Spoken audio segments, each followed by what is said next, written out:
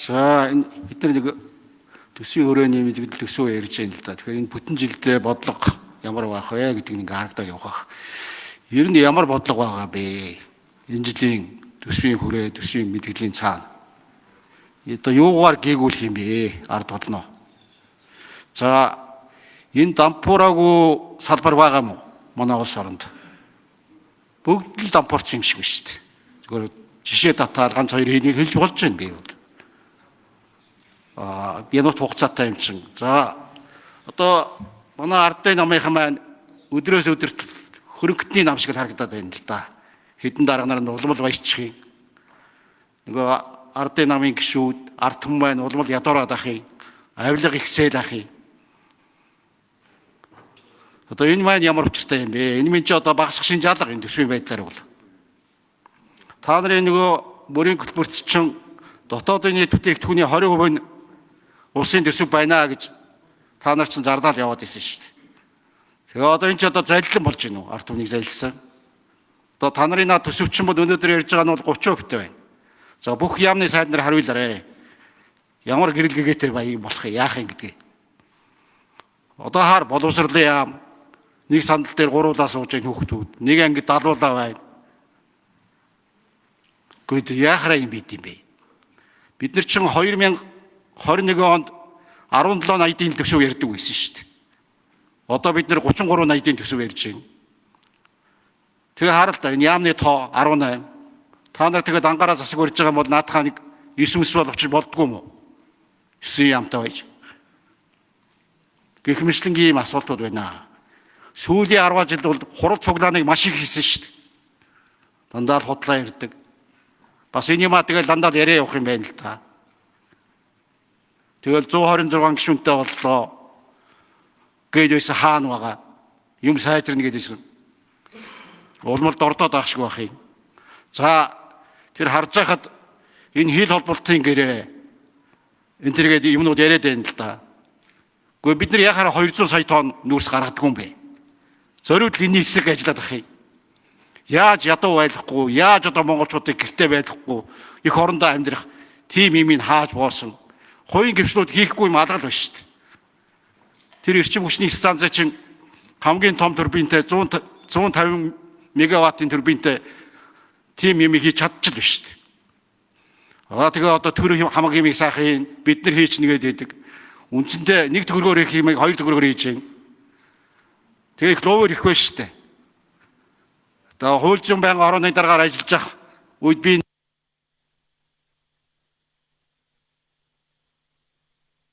тэгээ та бол энэ хувийн хэмшилд маш олон одоо компаниуд, чадварлаг одоо компаниуд олон байна гэж хэлсэн. Би бас үүнтэй санал нэг байна. Үнэхээр одоо хувийн хэмжлийг бүрэн дэмжиж чадах юм бол цаашдаа одоо маш олон бүтээн байгуулалтын ард бол гарч чаднаа. Тийм учраас энэ хувийн хэмжлийг дэмжсэн, төрийн оролцоог бууруулсан ийм одоо бас төсвийн хүрээ, төсвийн төсөөллийг бас оруулж ирсэн. Энэ удаагийн төсөвч гэсэн төрийн оролцоог бууруулснараа олон одоо тоонуудаараа илэрхийлж байгаа. Тэгээ энэ бол юу вэ гэхээр дөрвөн улсын төсвийн хүрээний үед танилцуулаад байгаа орлого зарлага аль аль нэг нь бууруулсан. Түүнийхээ цаана бол бид нар нийт одоо дотоодын нийт бүтээгдэхүүнийхээ болоод тэнцвэржүүлсэн орлогынхаа харьцааг 28 он гэхэд 28% бууруулах буюу одооны 37 28 он хүртэлх 28% тэр орон зайд одоо энэ дөрвөн их найд төвийн ачаал үүрэх гэдэг байгаа энэ татварын шинжилгээг хийх орон зайг авч үлдснээрээ бид нар хувийн хэмжил бизнес хийх бололцоог бол олгож байгаа. За энэ хүрээндээ төр хувийн хэмжлийн түншлэлийн хуулийг энэ одоо төсвийн хуулийг дагалдуулаад өөрчилж байна. Ингэснээр аймаг орон нутаг нутгийн өрөө удирдах байгууллагаараа дамжуулаад бие тааж одоо гадны хөрөнгө оруулалтуудыг татах, бариад ашиглах шилжүүлэх хэлбэрээр нийтийн одоо үйлчлэгээний зориулалтад дэд бүтцийнхаа төслүүдийг 100 тэрбум төгрөгөөс доош одоо төслүүдийг заавал одоо засгийн газраас зөвшөөрөл дүрм журам бичиг цаас олон нэхүүл шаардуулахгүйгээр бие тааж аймаг орон нутгууд түншлийн төслөө хэрэгжүүлэх гарцыг бол нээж байна. За мөн одоо ингээд ди парламент дээр тавигдсан энэ татварын багц хуулийн шинжилгээг их хурлаар хилцүүлж эхэлнэ. За мөн одоо legal info дээр тавигдсан эдийн засгийн эрх чөлөөний хуулийг бид нэр хувийн хэмжлээ дэмжих бодлогын хүрээнд оруулж ирнэ.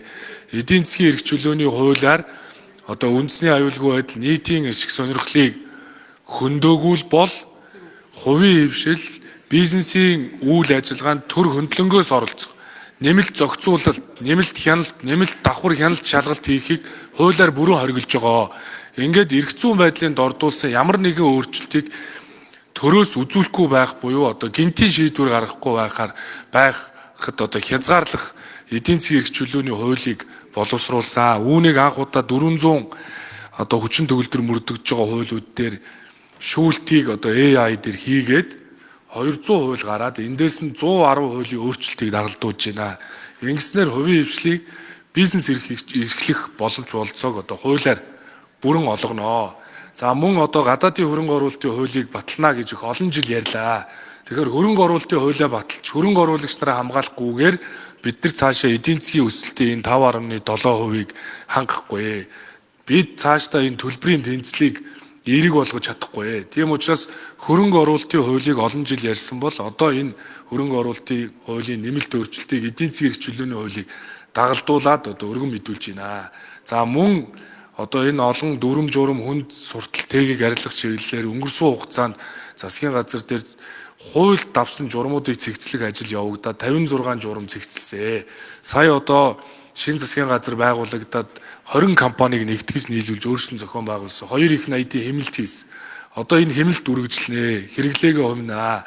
Ингээд зөвшөөрөл мэдэгдлийн хууль гэж одоо 90 хуулийн өөрчлөлтийг оруулж ирснээрээ за компаниуд зөвшөөрөл, энгийн зөвшөөрөл, тусгай зөвшөөрөл заагдаггүй бол бусад төрлийн үйл ажиллагааг төрөөс заавал асуухгүйгээр хийх энэ эрх зүйн боломжийг олгоно. Тэгэхээр төр бол илүү одоо дэмжлэг тусалцаа үзүүлдэг энэ орчин нөхцөл рүү бүрэн орно гэдгийг хэлье. За тэгээд гэрэл гэгээтэй ямар юм байгааг нэг ард түмэн хараад шүүх юм байгаа үсттэй тэгээд нэг жил мэдэн дараа. За нөгөө талаараа за уул нь бол бид нэр 200 сая тонн үрс гаргаад авах боломжтой. Энэ бүх юмнууд ингээ гацаад байд юм уу, яагаад гэдэм. За одоо 2015 онд бол авилгаараа бид нэр 70 хэдэд байсан юм аа. Одоо бид нар чинь балбын дараа орчод байна шүү дээ. Тэгээ ийм л байдалтай байгаа шүү дээ. Тэрийг та нар мэдж байгаа үсттэй. Юу болоод байгаа гадуур дотор. За нөгөө талаар бол сая тэр ерөнхийлөгч маань ард түмнээс сонгогдож байсан улсууд болохоор бас нэг юм хилээд байдаг очжээ. 10 тэрбумын алдагдaltaй гэрээ байгуулсан гэдэг шүү дээ. Гэхдээ тийм их мөнгөтэй юм уу бид нэр? Би асуулт асуугаад байгаа та нар хариулахгүй байсан. Тэгэл яарж байгаа л баталсан. Энэ 126 бүгдээрээ сайхан болцсон гэдээсэн. Тэгээд тэнд чин энэ дараа нарын гишүүдийн хэд хэдэн нөхдүүд орцсон. За бямцагч цад хариулъя. Энэ асуудлаар улсын хурлын гишүүдээс хэвлэл мэдээлэл олон нийт асуугаад байгаа маа. Тэгэхээр та бүхэн бас өөрснөө яг үнэхээр гэрээ хэлцээрт бол орж исэн хүмүүс энд байхгүй шүү дээ. Тэгэхээр та бүхэн өөрснөө энэнд засгийн газрын хувьд үүн дээр хариултаа албаас өргөх зүйтэй байна. Гэхдээ одоо их хурл дээр бүгдээрээ л хилэлцээл бүгдээрээ л хамт баталсан. Засгийн газрын холбогдох сайд нар одоо аж үйлдвэр эрдэс баялагын сайд, зам тээврийн хөгжлийн сайд гэх сайд нар гарын үсгээ зураад ажлын хэсэг нь ажилласан. Тэгээ энэ нэмийг одоо бас эргээ одоо юу гэдгийг их хурл дээр бие биенээ байцаагаад бие биенээс асуугаад байх. Одоо хэр зохимжтой юм бол иргэд олон нийтгэл өөр өөрсдөө байр суурь үзэл бодлоо илэрхийлж байдаг. Шүүмжлэх асуудлаа шүүмжилдэг. Заримдаа хотлоо өнө мэдээлэл тарааж байдаг. Тэр болгоныг одоо их хурлын танхимдаар оруулж ирээд нэг одоо асуудал болгоо хэрүүл хийгээд их шаардлагатай болов. Шаардлагатай бол улсын хурлаас ажлын хэсэг байгуулах, засгийн газраас ажлын хэсэг байгуулад үнэхээр одоо асуудал байж юу, алдаа байж юу, мэдээлэл одоо бодиттой үнэн худлаа юу гэдгийг биднээс шүүгээд үзэх бололцоо боломж байгаа бохоо. Тийм болохоос энэ талд нь шаардлагатай бол бас анхаарч ажиллах талд нь бас анхаарья. За өчигдөр ард намын бүлэг дээр төсвүүд танилцуулж байхад мөн энэ асуулт байсан. За гишүүд ч бас асууж байна лээ. Би маш тодорхойлсон. Ийм асуудлаар засгийн газрын албан ёсны байр суурь илэрхийлсэн зүйл огт байхгүй шүү. Огт байхгүй. Өмнө хийгдсэн ажлууд бүгд үргэлжлээд явж байгаа. Ганцхан гашуун Сүхбаатарын гэрээ 5 сарын сүүлээр Евролоор ороод ингээ хийгдээ явсан. За сая 8 сард дахиж баталгаажаад төгрөгөөр хийгдсэн гэрээ нь юанаар хийгдээд салбарын сайдны гэрээгээ хийгээд ингээд л явж байгаа шүү дээ. За хаанаас ямар одоо санал бодол шүүмж гарч ирэхийг засгийн газар удирдахгүй. За тийм учраас тэгээ засгийн газар энэ дээр бол ийм л байр суурьтай байна. Өөр одоо юу хэлэх вэ? За би Ганбат гишүүний асуултанд хариулъя. Ер нь бол хил холболтын төмөр замын тухайд нэгдүгürt Монгол улс төрийн худалдаа авалтын газар тендер зарласан.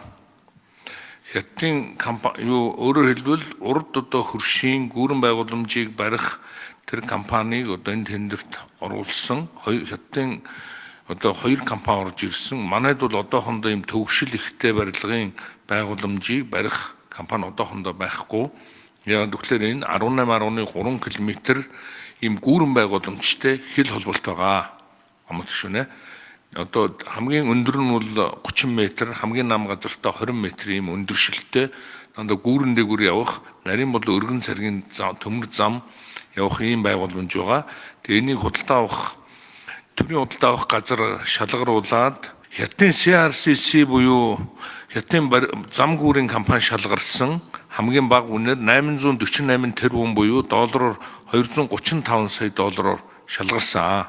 За тэр гэрээ баталж явах үед бол 290 сая долларын санал өгж байсан.